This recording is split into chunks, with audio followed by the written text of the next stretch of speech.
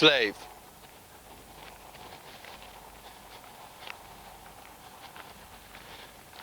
A place so cool, they named it Iceland.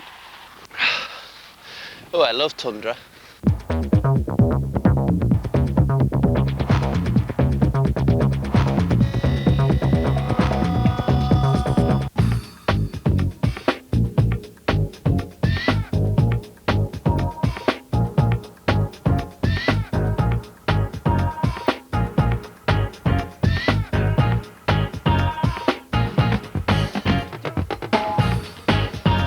It's all about the mobile phone. There's 250,000 people in this town, and there's 210,000 phones. Well, listen in.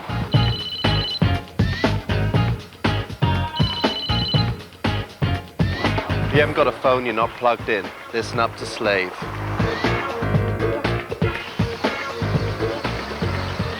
Sometimes you have to go 3,000 miles to find an Essex boy.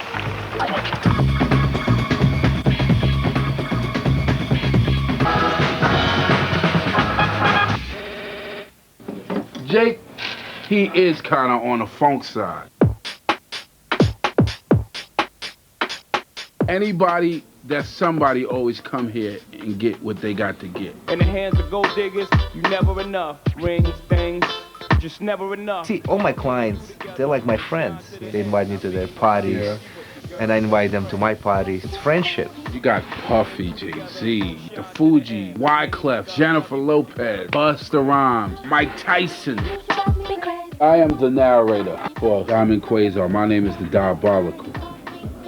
Bismarcky.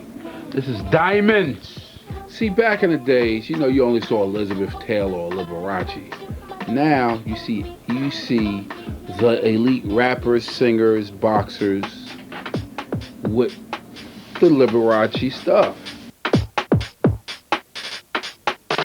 I made this his first big biz ring, so he started recommending me to other people. And that's how it really took off. That was like 5 years ago.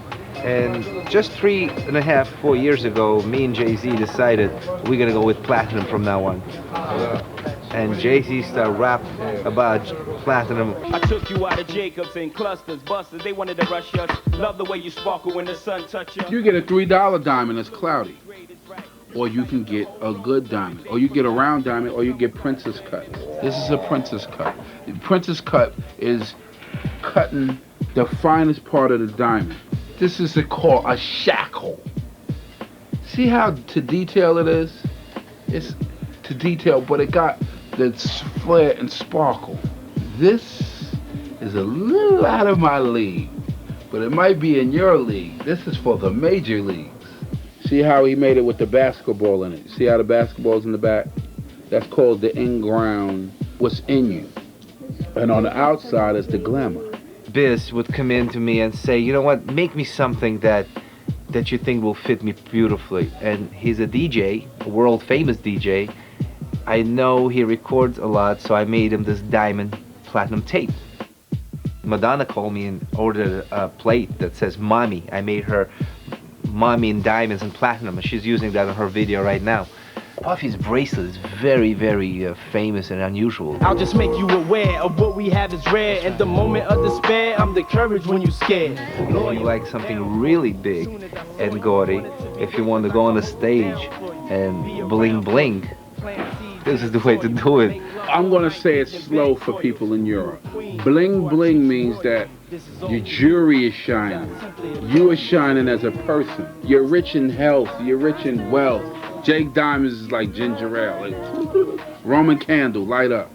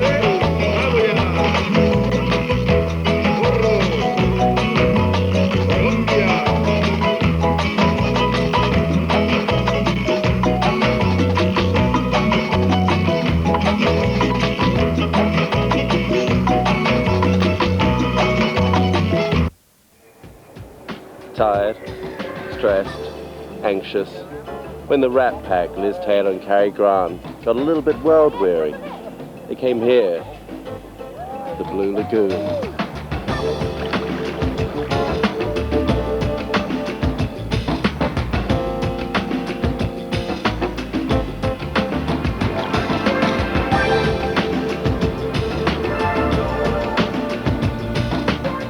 Slave to the beautiful. What I love about this place is the architecture. The style's always changing. Look at this here, corrugated iron. Look at that, volcanic materials. Look at that, plaster. Look around here and you will see a million different styles and a million different ways of thinking and being.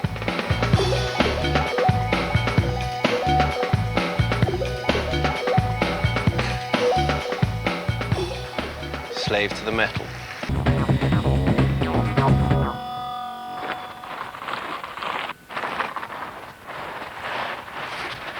Iceland is the home of the cool style. Bohemians, goths, sportswear. It's all mixed up into kind of like some kind of crazy maelstrom. I love it. If you like smorgasbord so far as your style goes, eat up. Here we are in downtown Reykjavik, outside Exodus, the place with all the street labels. We got Johnny Blaze, Fat Farm, South Pole. I think Iceland now is very much like the same style as London. They really much seem to like the urban style. I would say like an underground thing is going on. Underground, urban here.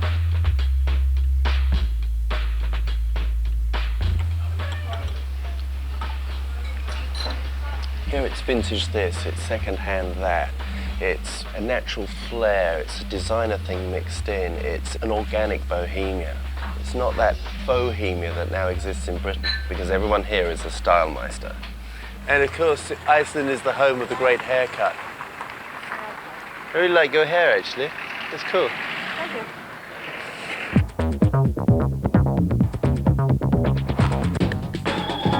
The latest in must-see soaps is not on the box, it's on the net. Angry Kid is the latest creation from the Creature Comforts team, but he's definitely not cuddly. Dressed in regulation 70s parka, his preteen sensitivity leads to car crashes, the police, and considerable experimentation with his own body. Keep up with all 24 episodes on angrykid.com, as Dad wants to put him in a home and Mum wants to keep him. Oh. For some time, Bella Freud has been spurning the traditional catwalk approach to showing her clothes. Her Autumn-Winter '99 collection was shown in the form of a short film directed by John Malkovich. In this, a young lady, having been chucked by her bloke for picking her nose, is packed off to a school of manners. You're better off without him, dear. This season, Bella is showcasing her collection in the form of a one-off magazine. Inspired by Anita Pallenberg, bad girl heroine of cult movie Barbarella. It's shot in Anita's apartment and features models, piss artists, pop stars and their daughters, and of course Nita herself. Good job she tidied up the bedroom, but she'll be ages getting that makeup off the rug. Yves Saint Laurent's new spray-on bra, apparently you just rub it in and this natural cosmetic bra forms an invisible, non-occlusive veil that instantly gives the breast a lifted look. Well, there's a relief. We at Slave suggest trying it on in the bedroom first to avoid anything too dimmock-esque. Should you not feel uplifted enough by that, then check out The Bitch Rules by Elizabeth Wurtzel, released here yesterday. Prozac Nation scribe Liz has written the book as an antidote to the rules, a book by two New York writers aimed at single women who want to hook a man. Virgin Suicides releases here on May the 19th. Directed by Sofia Coppola, it's a bittersweet look at teenage life in the suburbs. Lux, please put your shirt on this instant. Thank you, dear. Do you like to wrestle? If you want to get the full-on experience, you'll need a Virgin Suicides t-shirt, produced by Sophia's own label, Milk Fed. A very good bit of merchandising, and in this case, probably more appropriate than action figures.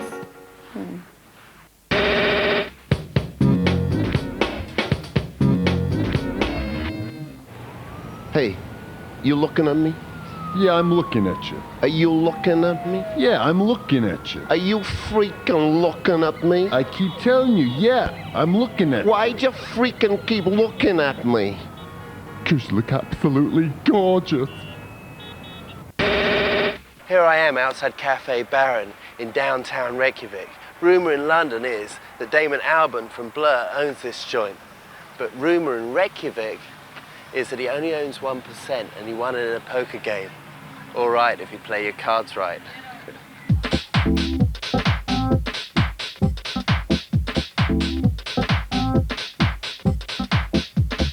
Now I'm playing the basement, which is more... More so like boom, boom, boom, boom. Well, I'm not so boom. I know, that's what I'm saying. Last time it was booming. Deviate from that line. People are really nice and like kind of whole, and it's my first time here, so everything is like... Wow. I know, I mean the style's very different from Paris. Yes.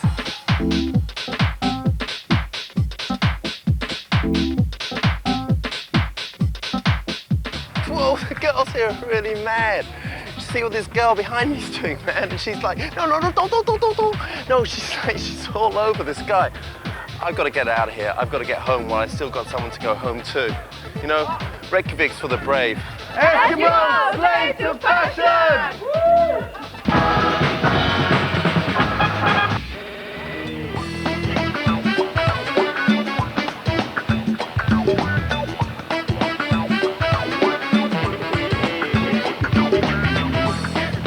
So guess where I am? Well, you might think that I'm in a museum or an art gallery, but actually I'm at a place that's even more sacred to people in Los Angeles. I'm at a store that carries exclusive lines of extremely expensive clothing, and to people in LA, it's no less than Mecca.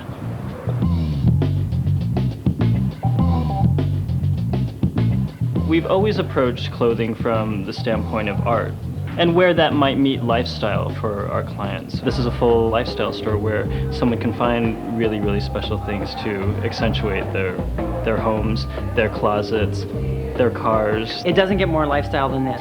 I don't even know what it is, but my lifestyle is attracted to this lifestyle. What is it? It's a net surfing chair, actually. It's designed to give you as much ergonomic comfort as possible while, oh my God, I while feel like surfing. I'm getting like a gynecological exam. While surfing the net. This is like, I feel like I'm on heroin, and it's just like so seductive. What percentage of your business would you say is celebrities in Hollywood? Our business is probably 80% local. And of those local clients, I'd probably say 90% of them are entertainment industry. Well, getting down to specifics, let's talk about some of the lines that you do carry. Carpe Diem, Yohji Yamamoto, Rick Owens, they're John Bartlett. Comme des Garçons, Laney, made in Ireland. Isimiaki, Dolce & Gabbana coat, a mere $3,200. Okay, cool. Well, I've had my fill of looking at things that I can't afford, but I really find quite beautiful. Oh, I'm sure there's some things you can afford here. Not everything's, you know, crazy expensive. Yeah. Well, maybe I'll pick up a candle on the way out. Johnson, you are such a typical LA success story in my eyes because you've become this stellar fashion designer without ever wanting to be one or even training to be one. Right. Well, thank you for the compliment, but it's certainly not true.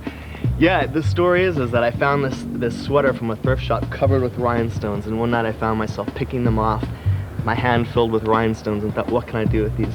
So I glued them on a pair of gray flannel suit pants and wore them out the next day, and literally like 5 people came up to me on the street and asked me about them. And then they start selling to the celebrities who shop here. Well, they didn't sell right away. For about 3 weeks, nothing happened, and I thought, oh, well, it was a nice try, but, you know, it's okay, we'll take them out. And then Cliff called one day and said, gosh, 2 people bought them today, and then the next day, 3 people bought them, and then the next day, this major rock star and a director, and yeah, it's nutty. That's all. To me, there's an embrace of glamour in LA that you don't have in other cities, because in other cities, you're supposed to kind of play down if you make money or if you're really successful. And in LA, it's like, hello, I'm successful, I make money, and I want everybody to know it. Just generally, ostentation is at, you know, full peak. It's peak, right, which I fully approve of and support all the way.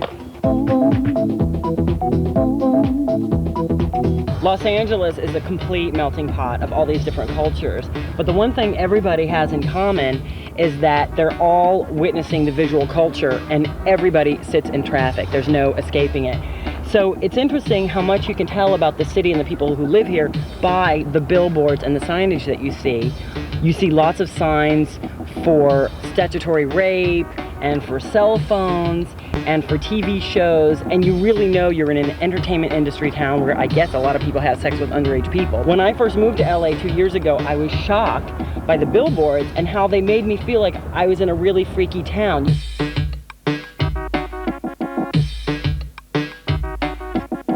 I'm sitting in West Hollywood in Cantor's Restaurant with Rodney Bingenheimer, the man who's famous for bringing so much music to LA that LA never heard before, including, strangely, a lot of British music.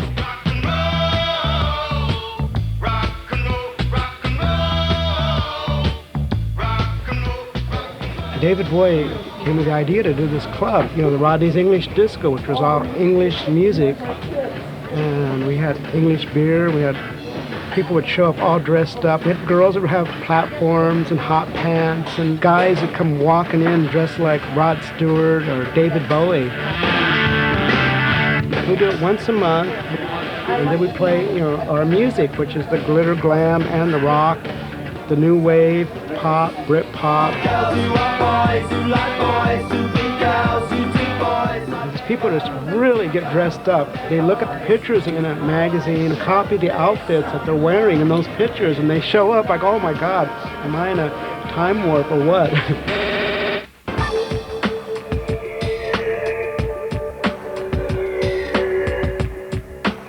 Someday you'll be standing here, seeing the never-ending sea, dancing with the beautiful people, listening to the thumping music. Slave. It's just like if I rap about my favorite cereal. Yeah, like, my name is Bismarck and what I have for lunch. I like to have crunch berries from Captain Crunch, or even a different kind of rhythm and strife. I like to eat the cereal they call life. I'm guaranteed there will be no mistakes. When I come get my jewelry, I go to Jake's. Diamond Quasar, like Joe Frazier, be fighting and rhyme writing like a quasar. You know what I mean?